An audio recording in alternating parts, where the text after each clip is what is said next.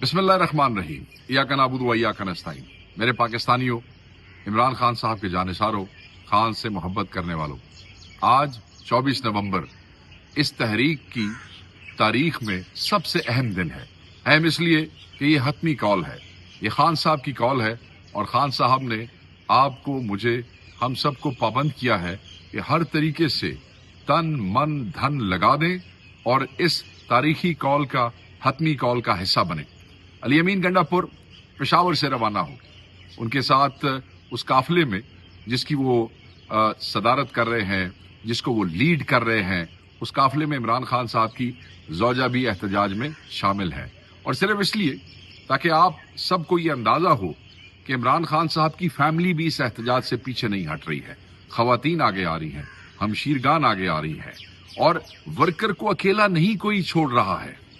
लोग पंजाब से निकल रहे हैं, साउथ पंजाब से बहुत बड़े काफिले आगे आ रहे हैं, वेस्ट पंजाब में गिरफ्तारियों के बावजूद हर शहर से लोग निकले हैं, रुकावटें हटाते जा रहे हैं।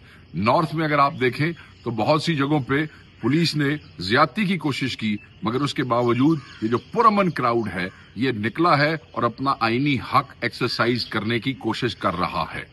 हम देखते हैं सेंट्रल पंजाब के बेशतर शहरों में से लोग निकल रहे हैं, छोटी छोटी टोलियों में, कहीं बड़े बड़े क्राउड्स हैं, जहां पे रुकावटें हैं वो उसको दूर कर रहे हैं। इंतजार मत कीजिएगा, किसी मसीहा ने आके आपको यहां से नहीं निकालना। आपके लिए आपके कायद का पैगाम है। आज का दिन अहम है।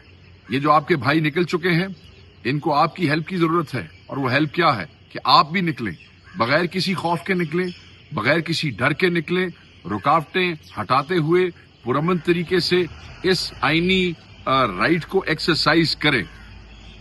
आपकी जरूरत है पाकिस्तान को, आपकी जरूरत है तहरीक इंसाफ की इस तहरीक को, आपकी जरूरत है हर उस बच्चे को जिसका मुस्तकबिल इस पाकिस्तान से वाबस्ता है, जिसके मुस्तकबिल की खातिर इमरान खान साहब आज भी जेल में है और कुर्बानी दे रहे हैं।